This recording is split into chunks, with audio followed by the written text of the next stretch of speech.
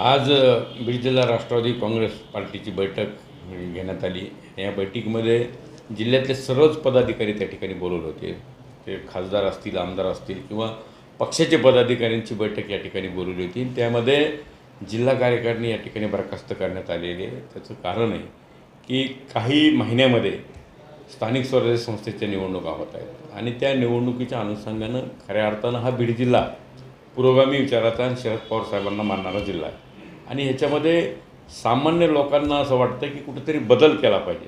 आता जे विधानसभेच्या निवडणुका झाल्या, लोकसभेच्या निवडणुका झाल्या, ह्याच्यामध्ये जे या ठिकाणी पवार साहेबांना मानणारे जे लोक आहेत त्यांना कुठंतरी खंत आहे की विधानसभेच्या निवडणुकीमध्ये जे रिझल्ट लागलेला आहे त्याच्यामध्ये आता त्याची उणीव आता स्थानिक स्वराज्य संस्थेमध्ये भासू द्यायची नाही. म्हणून खऱ्या अर्थानं हा बदल त्या ठिकाणी करण्यात आलेला आहे आणि नव्याने काही जे लोक आहेत त्यांना पक्षामध्ये घेऊन त्यांच्यावर जबाबदारी घेण्याची भूमिका पक्षाने ठरवलेली आहे. मग आता तुम्ही स्थानिक स्वराज्य संस्थांच्या निवडणुकीत त्यांचं वर्चस्व काय करणार?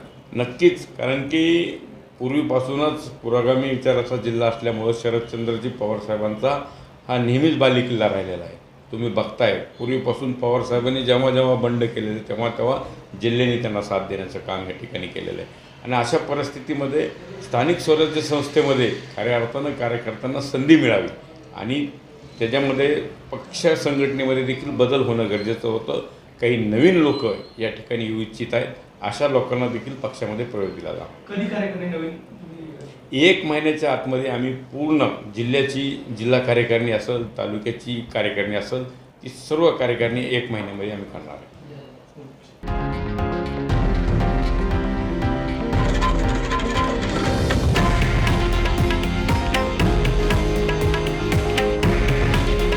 हे आहे देशातील नंबर 1 न्यूज नेटवर्क आणि आपण पाहत आहात TV9 मराठी. काळजी तुमची, हित महाराष्ट्राचं.